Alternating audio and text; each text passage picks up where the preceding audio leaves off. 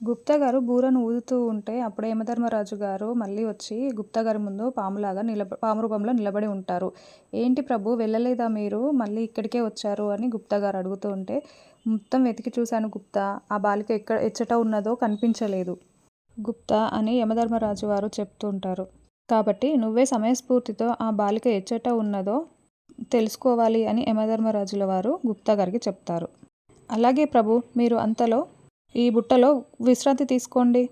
నేను చూసుకుంటాను కదా" అని గుప్తా గారు పాముని మళ్ళీ బుట్టలోకి వచ్చేలా చేసేసి మూత పెట్టేసి మళ్ళీ బూరను ఊదుతూ ఉంటారు. అప్పుడే ఆరు లోపల నుండి గుమ్మం దగ్గరికి వచ్చి, "అబ్బా ఏంటయ్యా చెవులు పోయేలాగా ఇంతలా ఊదుతున్నావు" అని అరుస్తూ ఉంటుంది. "అదేంటి ఇతగాడు ఇంతలా ఊదుతున్నా ఎవరు ఒక్కరు కూడా బయటికి రాలేదేంటి" అని ఆరు అనుకుంటూ ఉంటుంది.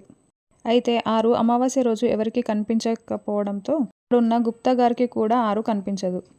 అప్పుడే మనోహరి, "అబ్బా ఏంటయ్యా చెవులు పగిలిపోయేటట్టు అలా ఊదుతున్నావు" వచ్చి అరుస్తూ ఉంటుంది. "నాగరాజు వచ్చాడు, ఆదిశేషు వచ్చాడు, మీ కుటుంబాన్ని దీవించడానికి వచ్చాడు" అని గుప్తా గారు చెప్తూ ఉంటే, "అయితే ఏంటట, ముందు తట్టా బుట్ట సర్దుకొని ఇక్కడి నుంచి వెళ్తావా లేదా" అని మనోహరి అరుస్తూ ఉంటుంది. అప్పుడే రాథోడ్ కూడా అక్కడికి వచ్చి, "అదేంటి మేడం అలా తిడుతున్నారు? నాగరాజు అంటే దేవుడు" అని రాథోడ్ చెప్తాడు. "అయితే మొక్కుకొని పూజలు చేయమంటావా? అవన్నీ కాదు కానీ ముందు వెళ్తావా లేదా" అని మనోహరి తిడుతూ ఉంటుంది. గుప్తా గారు చాలా కోపంగా మనోహరి వైపు చూస్తూ ఉంటే, "ఏయ్ ఏంటి అలా చూస్తున్నావు? పోలీసుని పిలవమంటావా? వెళ్తావా" అని అరుస్తూ ఉంటుంది. "ఏమిటి గుప్తా ఈ బాలిక అహంకారము" అని సర్పరూపంలో ఉన్న యమధర్మరాజుల వారు అడుగుతూ ఉంటారు. "అప్పుడే ఏమి చూచితివి ప్రభూ, ఈ బాలిక అహంకారము అంతా ఇంతా కాదు. ఈ బాలిక చేసే కుట్రలు కుతంత్రాలు చాలా ఉన్నాయి" అని గుప్తా గారు చెప్తూ ఉంటారు. "ఈ బాలికని గుర్తుపెట్టుకొనుము. మన లోకమునకు వచ్చిన తరువాత శిక్షలు ఎక్కువగా వేద్దుము" అని యమధర్మరాజు వారు అంటారు. "అమ్మ మనోహరి, అలా నాగరాజుని మాట్లాడకూడదమ్మా. నాగరాజు అంటే దేవుడు. వాళ్ళు మనల్ని ఆశీర్వదించడానికి వచ్చారు. కాబట్టి మర్యాదలు చేసి పంపించాలి" అని నిర్మలమ్మ సదాశివం చెప్తూ ఉంటారు. "అది కాదంకుల్" అని మనోహరి చెప్తూ ఉంటుంది. అప్పుడే పిల్లలందరూ కూడా బయటికి వస్తారు. "ఇదిగో అందరూ బయటికి వచ్చారు కదా, నాగరాజా వీళ్ళని ఆశీర్వదించు" అని గుప్తా గారు పాముని బయటికి వదులుతారు. ఇక యమధర్మరాజు బుసలు కొడుతూ నిలబడి ఉంటాడు. "అమ్మో పాము పాము" అని పిల్లలు భయపడుతూ ఉంటారు. "ఏమయ్యా పాముని తీసుకుని వెళ్తావా లేదా" అని మళ్ళీ మనోహరి అరుస్తూ ఉంటుంది. "అమ్మా మనోహరి, అలా అరవకూడదని చెప్పాను కదా" అని నిర్మలమ్మ మళ్ళీ చెప్తుంది. "ఇలాంటి వాళ్ళకి అలా చెప్తే అర్థం కాదు లేండి అత్తయ్య" అని బాగి అంటుంది. "తప్పుకో మనోహరి" అంటూ బాగి గుప్తా గారికి భిక్ష వేస్తుంది. "నాగయ్య నిన్ను ఆశీర్వదిస్తున్నాడు, నీకు పండంటి బిడ్డ పుడతాడు" అని గుప్తా గారు ఆశీర్వదిస్తూ ఉంటారు. "నాకు ఆల్రెడీ 4 పిల్లలు ఉన్నారు స్వామి. మీరు సంతోషంగా ఉంటే నేను సంతోషంగా ఉన్నట్టే. వీళ్ళని ఆశీర్వదించండి" అని బాగి అడుగుతూ ఉంటే, నిర్మలమ్మ సదాశివం ఆరు చాలా ప్రేమగా బాగి వైపు చూస్తూ ఉంటారు. "మీ కుటుంబం అంతా నిండు నూరేళ్లు చల్లగా ఉంటుంది" అని గుప్తా గారు ఆశీర్వదిస్తారు. "పిల్లకాయలు, మీ అమ్మ మనసుని కష్టపెట్టకుండా మీరు బాగా చూసుకోవాలా" అని గుప్తా గారు పిల్లలకి చెప్తారు. అప్పుడే అమ్ము పరిగెత్తుకుంటూ బాగి దగ్గరికి వచ్చి ఒక్కసారిగా హగ్ చేసుకొని కంటతడి పెడుతూ ఉంటుంది. "పిల్లలు, స్కూల్కి టైం అవుతుంది కదా, వెళ్ళి రెడీ అవ్వండి" బాగి చెప్తుంది. "రాథోడ్, వీళ్ళకి లంచ్ అంతా కూడా ప్రిపేర్ చేస్తున్నాను, నువ్వు కూడా రెడీ చేసుకో" అని బాగి చెప్తుంది. ఇంత మంచి కోడలు మీకు వచ్చింది, మీరు చాలా చాలా అదృష్టవంతులు" అని చెప్పాలంటే ఇద్దరి కోడళ్ళు కూడా అదృష్టవంతురాళ్ళు అని గుప్తా గారు చెప్పడంతో, "ఆ విషయం నీకెలా తెలుసు" అని మనోహరి ప్రశ్నిస్తూ ఉంటుంది. "ఆదిశేషు చెప్పారు తల్లి" అని గుప్తా గారు సమాధానమిస్తారు. "అవును, నువ్వు చెప్పింది నిజమే. మా ఇద్దరు కోడళ్ళు చాలా మంచివారు. మేము చాలా అదృష్టవంతులం ఆ విషయంలో" అని సదాశివం నిర్మలమ్మ చెప్తూ ఉంటారు. తర్వాత అమ్ము గదిలోకి వచ్చి ఏడుస్తూ ఉంటే, "ఏమైంది అమ్ము, ఎందుకు ఏడుస్తున్నావు" అని అంజు అడుగుతూ ఉంటుంది. "నువ్వు మిస్సమ్మ మాటలు విన్న తర్వాత కూడా ఇలా మాట్లాడగలుగుతున్నావే, ఎలా మాట్లాడుతున్నావు అంజు? స్థానం కోసం మిస్సమ్మ ఏదేదో చేసిందని మనం మిస్సమ్మని అపార్థం చేసుకున్నాం.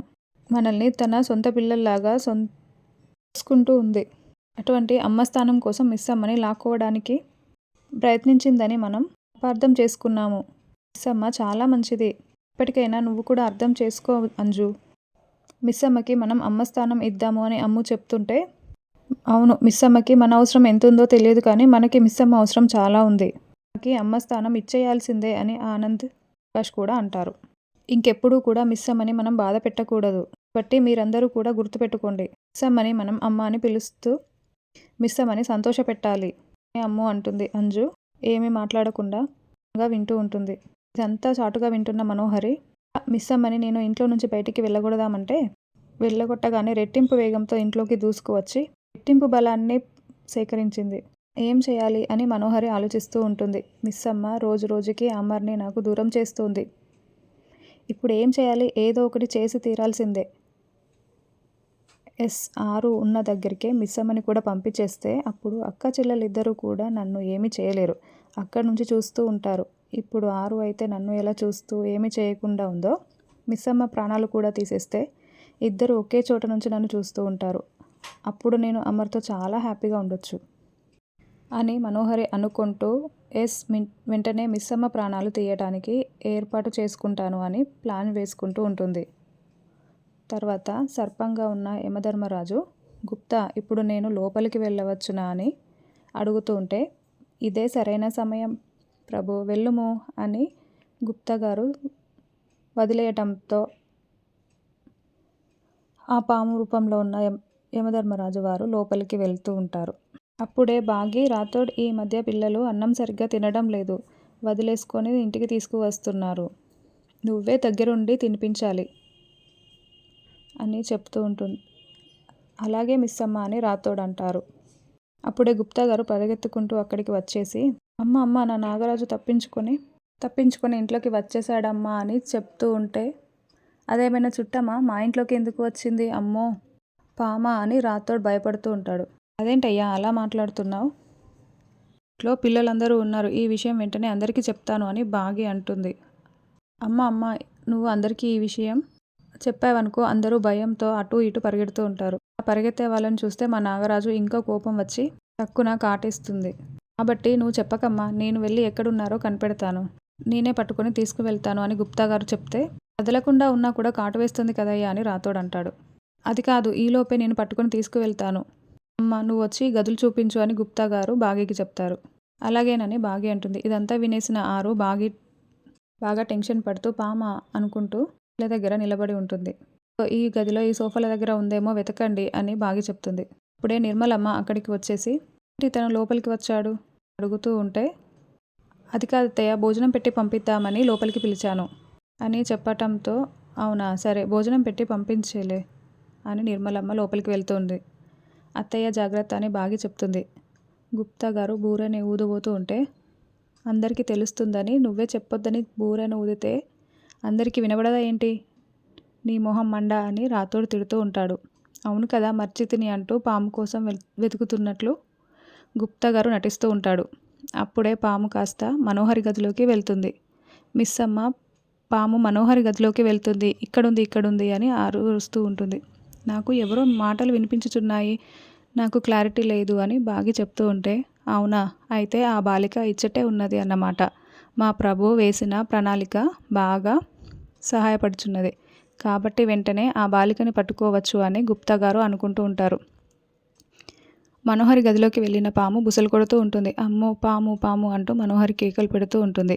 ఇదంకా నేను మాట్లాడిన మాటల్ని మనసులో పెట్టుకొని నన్ను కాటేయడానికి వచ్చావా? అయ్యో నన్ను ఏం చెయ్యొద్దు అని మనోహరి బెడ్డుపైకి ఎక్కి కేకలు పెడుతూ ఉంటుంది. ఇందాక నన్ను నానా విధాలుగా మాటలు అంటవి కదా, ఇప్పుడు నేను నిన్ను ఒక ఆట ఆడుకుంటాను అని యమధర్మరాజు మాట్లాడుకుంటూ ఉంటాడు. మనోహరి కేకలు వినబడడంతో బాగి రాథోడ్ గుప్తా గారు పరిగెత్తుకుంటూ మనోహరి గదిలోకి వెళ్తే పక్కనే మంచం మీద కూర్చొని ఎక్కడ అని అడుగుతూ ఉంటుంది. అయితే అప్పుడే పాము పక్కకు వెళ్ళిపోయి ఉంటుంది. ఇందాకే ఇక్కడే ఉంటుంది, నన్ను కాటేయడానికి వచ్చింది అని మనోహరి చెప్తూ ఉంటే, మా నాగరాజు మంచోళ్ళని కాటు వేయదు అని గుప్తా గారు చెప్తారు. అయితే మనోహరమ్మని ఖచ్చితంగా కాటు వేస్తుంది అని రాథోడ్ అంటారు. ఏంటి పాముని పట్టుకోకుండా మీరు ఇక్కడికి వచ్చి ముచ్చట్లు పెట్టుకుంటున్నారు అని మనోహరి అరుస్తూ ఉంటుంది. ఎందుకంటే పాము తప్పిపోయిందని మాకు ముందే తెలుసు, పాము కోసమే మేము వెతుకుతున్నాము, ఎటు వెళ్ళింది అని బాగి అడగడంతో, అదిగో అటుకు వెళ్ళింది అని మనోహరి చూపిస్తూ ఉంటుంది. ఆరు పిల్లల దగ్గరికి పరుగులు పెడుతూ వెళ్తూ ఉంటుంది. ఈ ప్రభువు ఎక్కడ ఉన్నాడు అని గుప్తా గారు మళ్ళీ హాల్లోకి వచ్చి యమధర్మరాజుని వెతుక్కుంటూ ఉంటాడు. అప్పుడే బుసలు కొడుతున్న సౌండ్ వినబడడంతో, నేను మా సర్పము యమధర్మరాజు కోసం వెతుక్కుంటూ ఉంటే ఈ మూసకం సౌండ్ ఏంటి అని తన దగ్గర ఉన్న ఒక రాగి చెప్పును బయటకి తీసి విసిరివేయడంతో పాము రూపంలో ఉన్న యమధర్మరాజు తలకి తగిలి గుప్తా అంటూ కోపంగా యమధర్మరాజు వేషంలోకి మారిపోయి